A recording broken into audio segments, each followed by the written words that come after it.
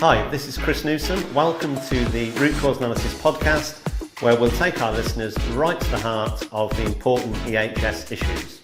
We're coming to you live from Woodland Grange, a conference and hotel venue in the Midlands. We now welcome Phil Gilling to the Root Cause Analysis Podcast. Phil is the Director of Learning at G.R.I.T HP UK Limited. Phil served in the Royal Air Force for 32 years, where he was focused on leadership, human factors, coaching and managing critical risks. Phil has a master's degree in leadership and management and spends his time promoting human and organisational performance. Welcome to the podcast, Phil. Yeah, Great to see you. Good to be Thanks for giving up your time. No, not at all. Now, the most important thing to say is you've brought another guest with you. I have. It's the You first might time. see a little nose coming up here, a little cocker spaniel who's on the floor at the moment. So you might pop his nose up and say hi. So. Excellent. What is his name? Furlin. Okay. Like Merlin with an F. Yeah. It makes perfect sense, yeah. Is he a magician? He makes food disappear quickly, that's for sure. Okay.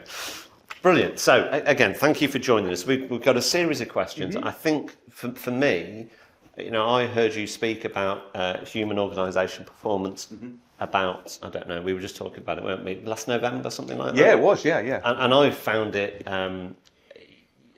very interesting, new stuff to me, to be honest, and sort of, inspirational, really, because I think we can take a lot from it in terms of EHS culture and leadership. So anyway, I thought it'd be really good to have you on the podcast. So, series of questions, and hopefully you can explain it all to our listeners and viewers. All right, perfect. So, we'll start with an easy one. Tell us about yourself, please, and how you got to where you are today. Okay. So, there's no getting away with the fact that a large chapter in my life was in the Air Force, like just over 32 years. I spent half of that time flying helicopters. Okay.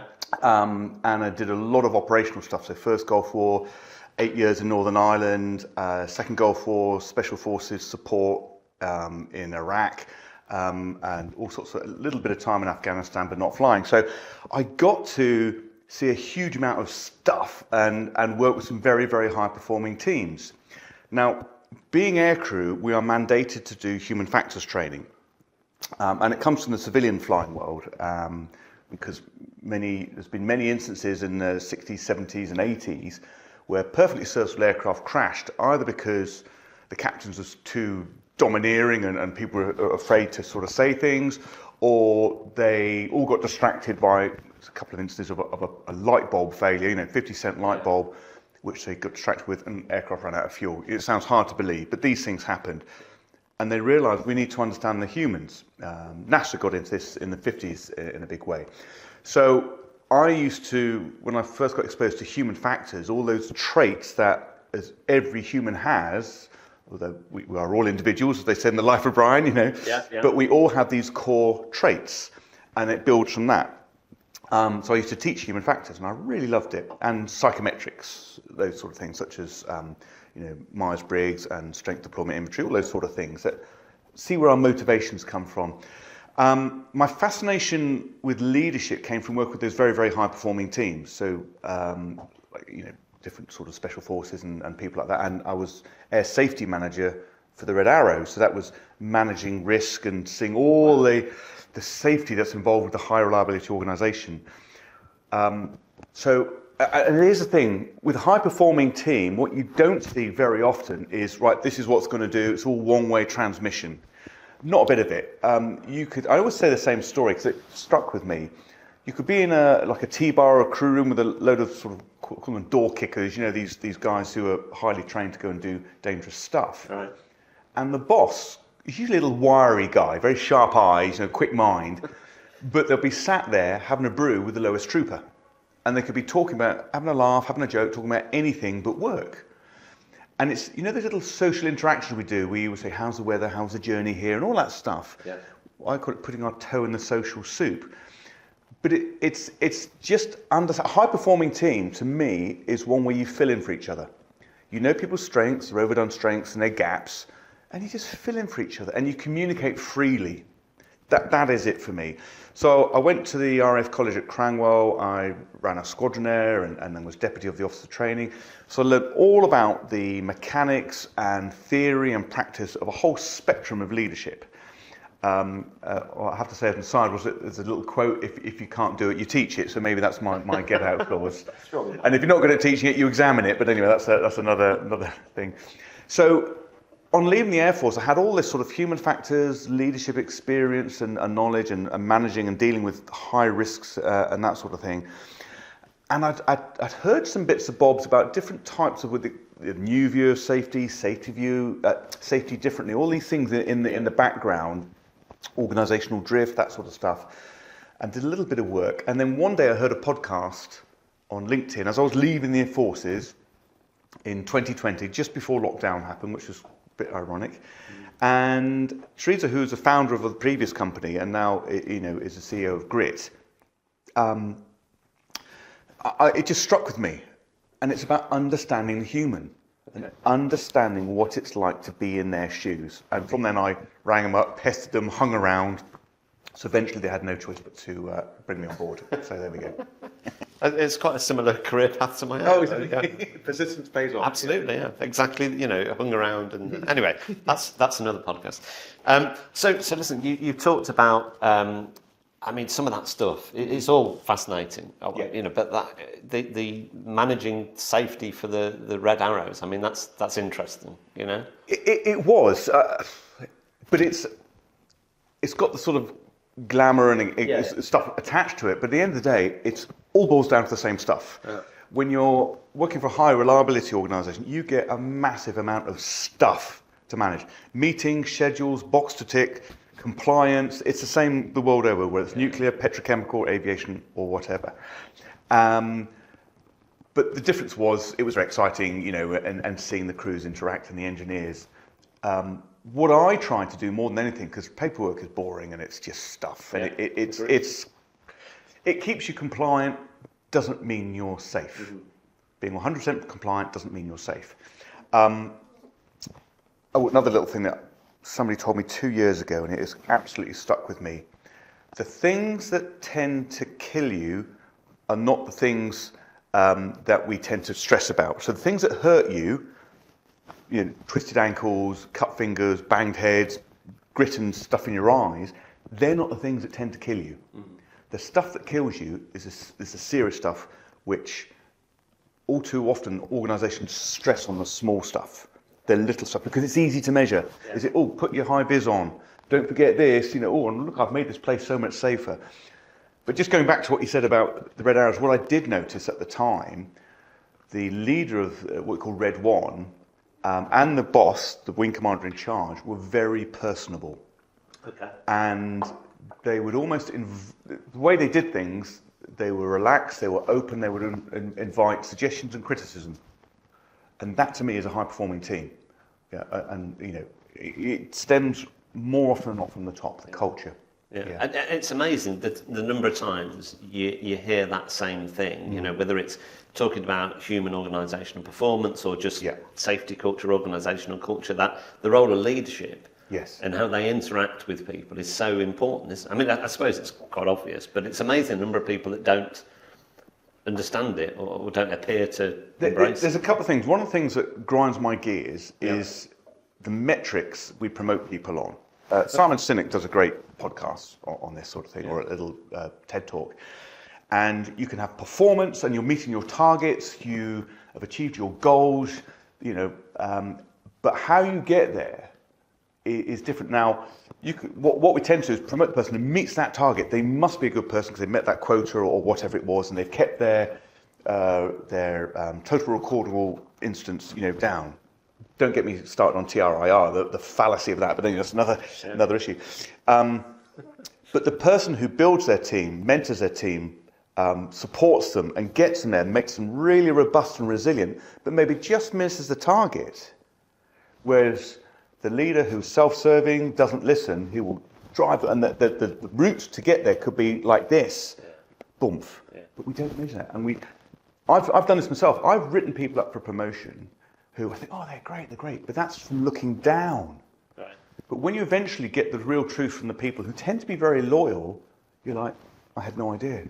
I had no idea. Yeah. So that's why I think, although it's imperfect, some form of 360 feedback and promoting people on their EI and a balance and performance. You need them both. You can't just be the nicest person in the world and not achieve anything. But I'm sure we can all think of people who they were great bosses and they achieved targets, but they cared for their people. Yeah. And that's difficult, but there are ways to help people achieve that. Yeah, I'm with you. Yeah, and I think that one of those things, achieving targets but not sort of taking people with you, is a very short-term thing. And you're right. I mean, I agree. People that maybe just miss the target but have taken people with them. Clearly not as good. No, or not, as the case may be. But the other thing is a great read, The Tyranny of Metrics. What drives our behaviour is often a metric that can be arbitrary and meaningless. So it drives behaviour. That's right. Yeah. And quite often they're the things that are easy to measure and all of that sort of stuff. Absolutely. Yeah. Right. So we've touched on human, even organisational performance in there. Yes. Now, some of our members and listeners, viewers will have heard of it before. Some of them won't, perhaps.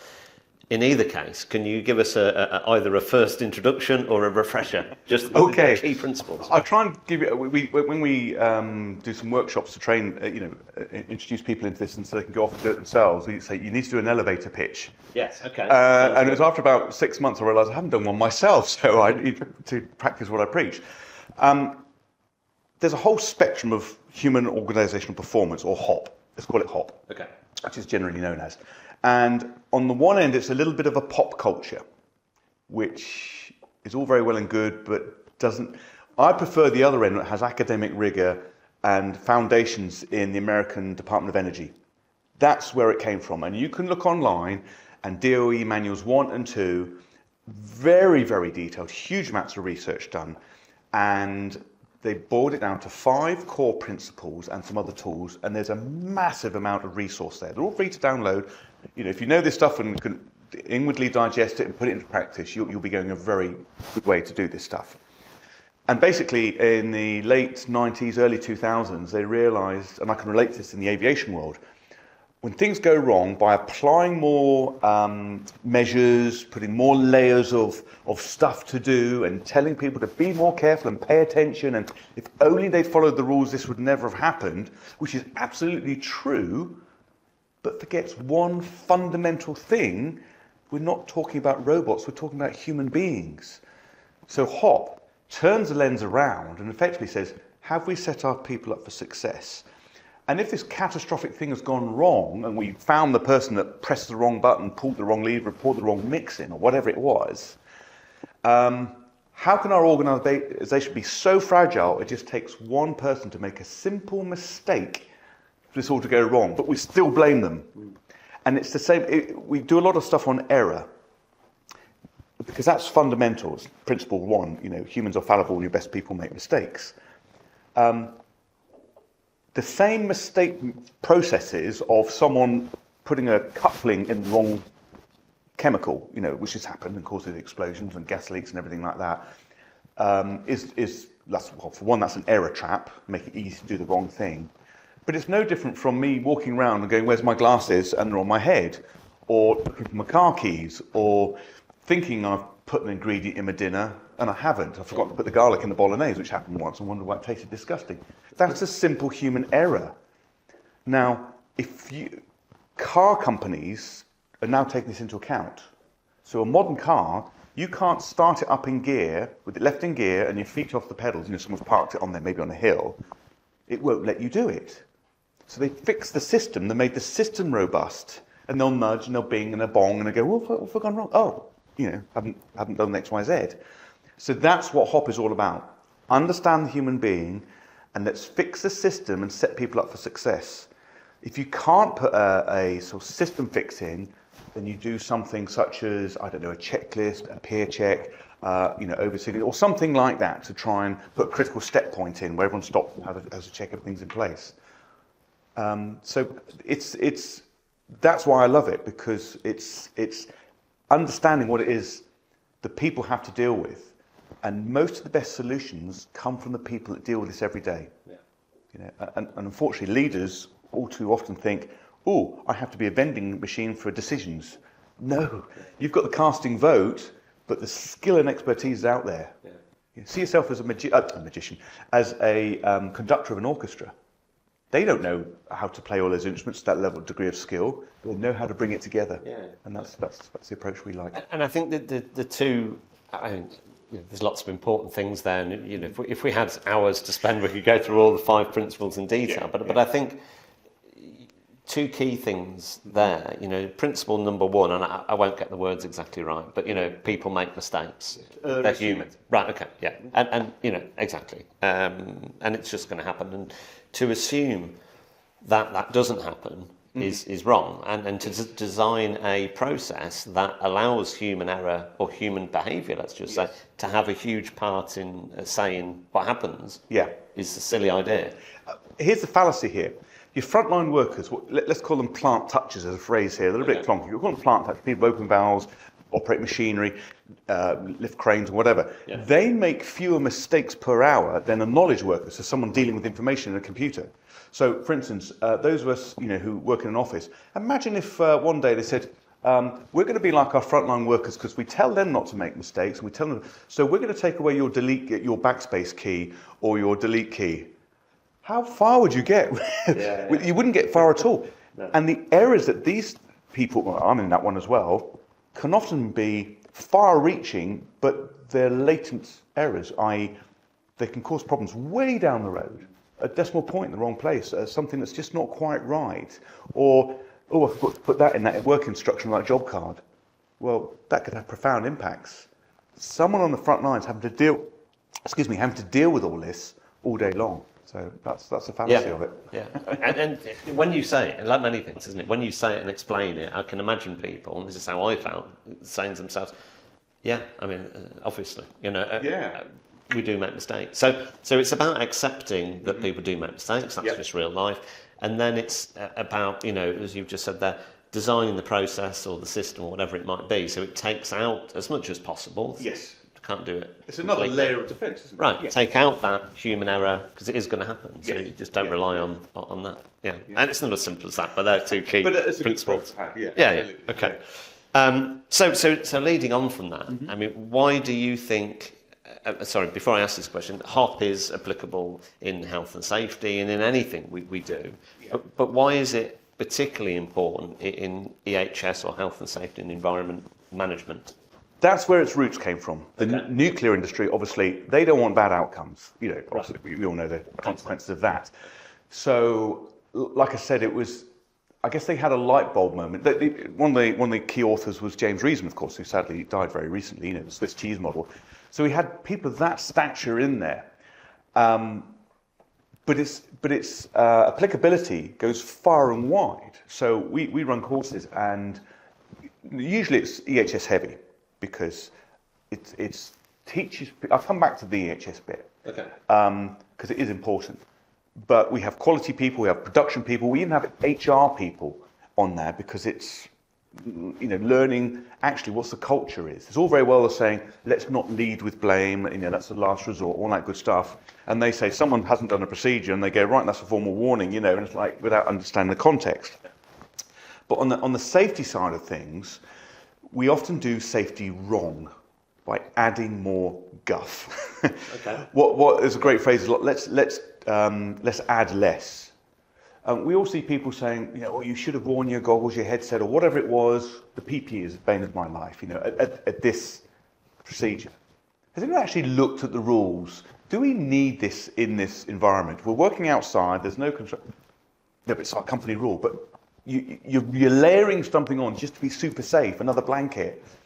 And when you rewrote this procedure because somebody once got it wrong without asking them why, did you speak to the frontline workers and say, how do you do it? What's your reality? And I'm going to not digress, but I'm going to add to this because this is absolutely key. Then some of you, the listeners, may well have heard of organisational drift. So what we have here is work as imagined. Rules, regulations, procedures, processes, right the way up to international rules and all that stuff. It's massive and massive and massive documents. That's work as imagined. But I'll ask everybody the same question. Do you do your work exactly the same every day, exactly as you're trained and exactly as your co-workers? I know the answer. Nobody ever does. Yeah. There's always some slight variation and adaptation, and it's the vast amount of time for a good reason to get the job done. Now that drift, some people see as you shouldn't be doing it that way. No, it's happening anyway. It's data, it's knowledge, it's information. What is it telling you? And it could be telling you that this procedure is not fit for purpose, you haven't taken account of X, Y, Z, or it could be the person isn't properly trained, or you've put too many pressures on them, they're going to have to cut corners because you've told them it has to be done by, what is that telling you? And once you start talking about drift, we've drifted, or this process has drifted, you're not talking about people. So you take a bit of a sting out of it, and then people can say, oh gosh, we had to drift today because of X, Y, Z. And that is a very powerful thing, and how you respond to that is crucial with understanding and collaboration. Yeah. And I think a lot of people's reaction, and it's something I've heard you say, is like when something goes wrong, it's like name, shame, blame, and retrain. Right? Yeah, we know who did it. We know what the procedure is because we just had a quick look. Oh, I know what procedure is now. Yeah. You didn't follow it, so we're going to, discipline you. And in that example, so you discipline them, so you're telling them off. And in that example, if we think about retrain, what you're doing is re-explaining the procedure that allowed the error in the first place. You're massively insulting somebody by saying, there's a solution. Unless there's skill fade or a knowledge gap, there's no place for retraining. There's an example of a guy, very, very short story. He cut through a cable with his chainsaw, and they said, you need to go and do the chainsaw course again, without taking account of the context. It was night, they had these little tiny head torches, it was on a railway track, there were these twigs all growing up, they were cutting down, it was a storm, and the twig looked exactly like the cable, which fortunately was a dead cable that had been lifted up by the twigs, and the solution was, that could have been a serious thing. Go and redo the chainsaw course again.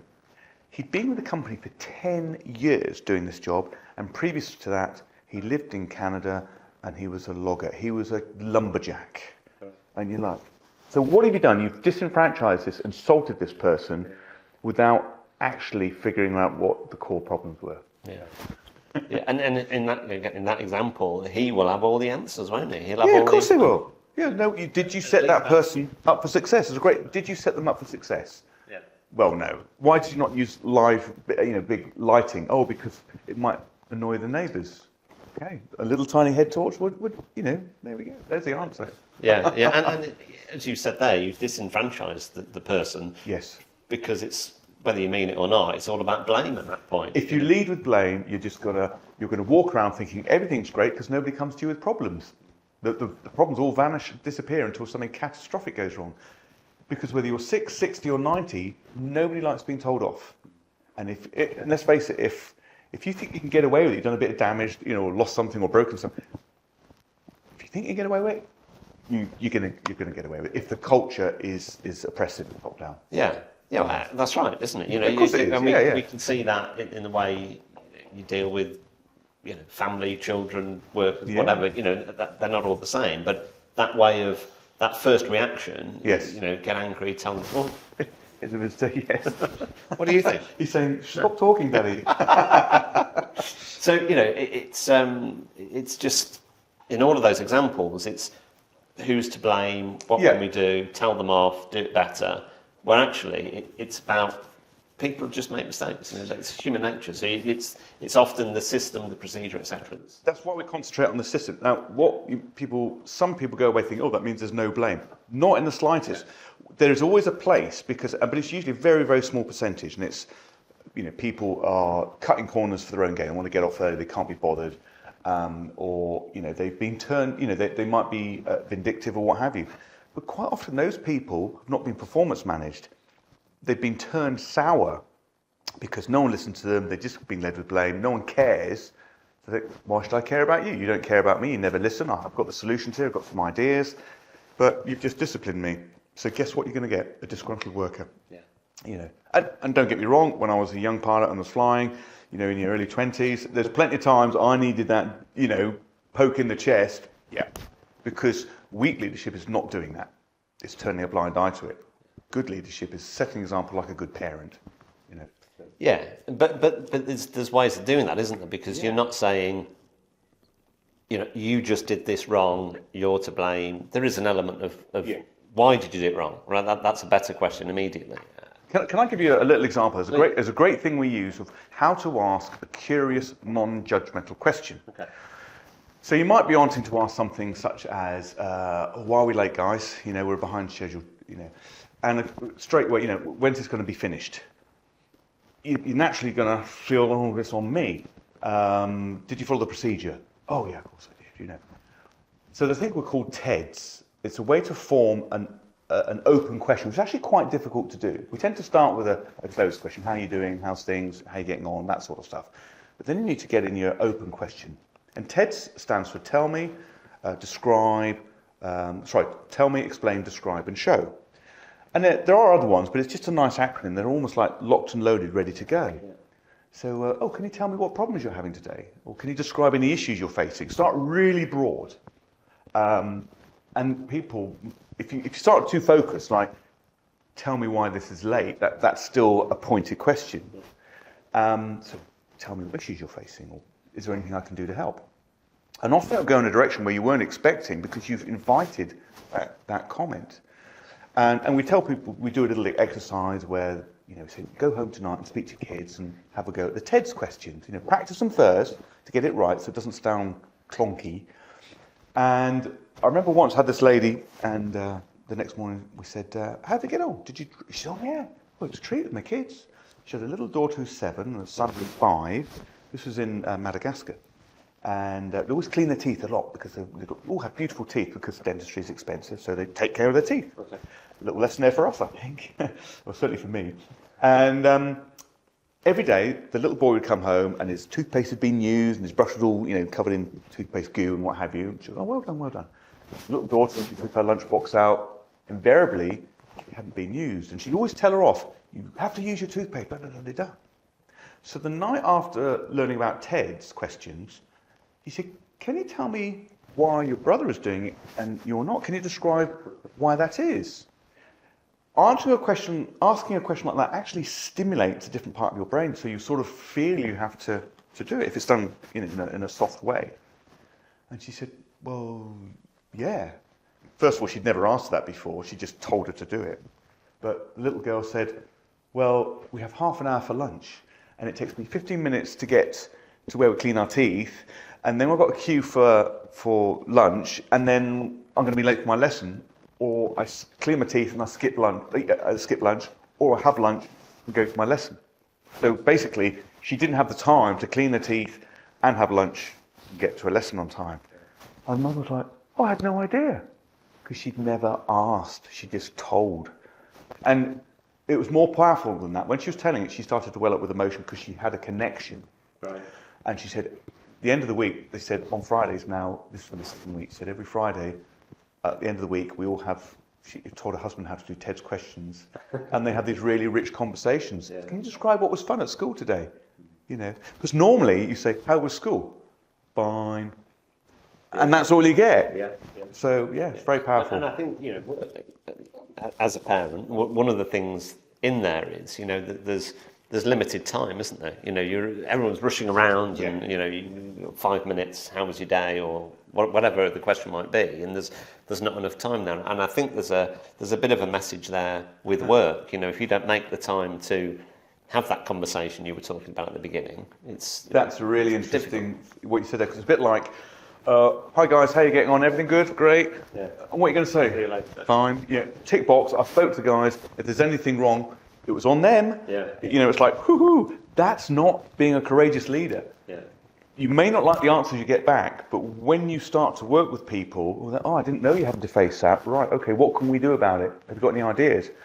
Then you'll get much more robust solutions. It will take longer, but it's sort of, you're setting the foundations for resilience. But as you say there, you get a richer answer, you get a better answer. That, going back to the work perspective, that enables you to do something else, to put something right, rather than just retrain people. Absolutely, yeah, and also it builds respect and collaboration, and people's heads up, and the discretionary effort goes up, and the turnover of staff reduces. It's amazing. The metrics go up. Absolutely, the whole thing. Yeah.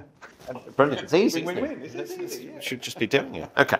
So, so that fits nicely into my last question. You know, and you've been to lots of organisations, worked with them, and educated them the first time in this, or I'm sure run projects about it, or whatever it might be. So, how do you make this work in organisations? What are your? Because if it was easy, everyone would be doing it, right? So what's your advice to organisations on how to make this work?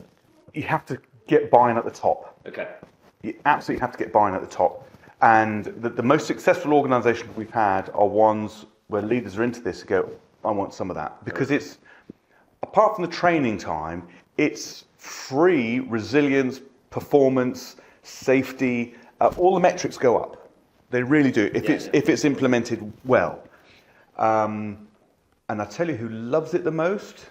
The frontline workers. Right. So finally, you're interested on the problems we face on a daily basis. They lap it up. And at the end of every course, if it's just from frontline workers, they invariably say, do the managers get this? Every time. Are the managers getting this? Because they need to know this stuff. I can imagine. Because there's okay, it's interesting for the what did you say earlier? Plant touching. Plant touching. Right. So it's interesting for them, and it's not more than interesting. It's very useful. But if they're doing it on their own, and we haven't trained anyone else in these principles, it just will die, won't it? As Teresa said, we've had some companies come to her and say, this hop stuff, you like the sound of it. Can you train up all our guys on it? That would be great. She said, I can do that. Or I can put all your money into a wheelbarrow, take it out to the car park and set fire to it. And she said, it'll have the same effect. They'll love it. You won't do anything about it. And then they'll resent you for not doing anything about it, for not changing your behaviours and your approach and your curiosity. And that's a really good analogy, right? Because in the way, the reason I've said that is it's worse to just do something at the wrong level, isn't it? Because if you do it, you're alerting people to how management should be performing. How it could be. Right, but you haven't told management. No. It's not your fault, but they haven't asked you. Look what you could have had. Yeah. So, we get a very similar thing if we're talking about, safety of any flavour, but safety culture. Can you come in and, they don't say it like this, but can you come in and tick the box and train all the workers? But it's the same wheelbarrow analogy. It is, and it is very frustrating, and we have walked away from some organisations because they just still want to fix. They pay lip service to it. We say, does the movie match the soundtrack? We have these values and these principles, but really, do you see them? Do people call themselves out? It's like a moral compass, isn't it? It brings me on to leadership. We do a lot on leadership training. And there's a lot of skills and techniques you can use to really make yourself a much more authentic and effective leader. And it's scary out there being a leader. It is. Yeah. But we've got ways to help you lead in your own way, with confidence, and be a bit vulnerable. Vulnerability is a very powerful leadership trait. By saying, take your armour off. Cut the BS and go, I don't know, what do you think? You're the experts. Well, that's it. And as I said before, when I heard you talk back in November, lots of genuinely interesting things. We've talked about them all, but that bit around how the really valuable resource in your organisation is your people. They have probably got all the answers because they do this job every day, but quite often we don't listen to them because we know better. I think you're right. I think it's a bit of an overused phrase. Our people are most valuable resource. Oh, great, let's put that up there. But are you doing it?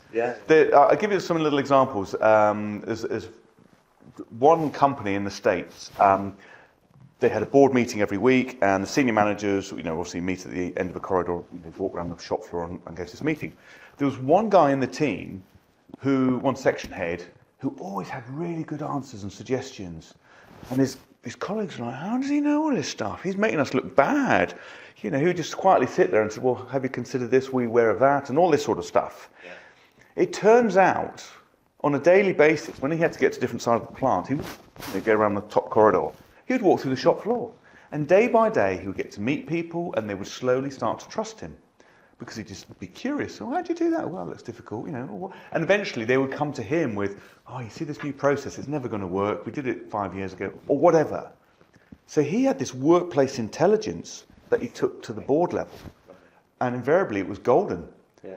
And when we do learning teams, where we get the frontline workers in, and other people mixed in, middle managers and what have you, and other people, and about 5 to 7 people, we got a problem, such as a repeat event, this keeps going wrong, or something successful. Well, why was it successful? These little problems, not massive projects, but little problems.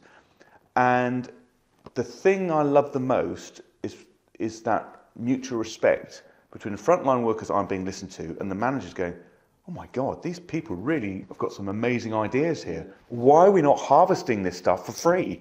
But all too often it's do as you're told. Oh, look, you didn't have your safety glasses on. You must be a bad person.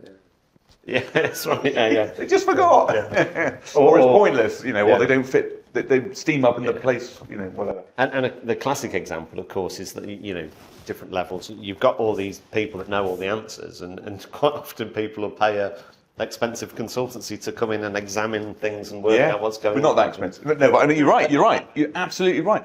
And that's what I was going to say is we actually like to go into an organisation, give them the skills that they can be self-sustaining, and we'll walk away to the next one. There's no point milking it because that's not being true to our own values. That's right. And that's very much similar to how Make UK work, because our mission as such is to make workplaces safer. Yeah. And that genuinely is what we want to do. So. Yeah. And then go to the next problem, area and what have you. Yeah. And spread the word or whatever. Yeah. Fantastic. Yeah. Phil, I've really enjoyed talking. Again, thanks for giving up your time. Thank you very much. It's a pleasure. Absolutely loved it. Thank you. Thank you very much. Cheers. Thanks for joining us. Hope you've enjoyed today's show. Make sure you subscribe so that you don't miss out on future episodes, and I'll see you on the next one.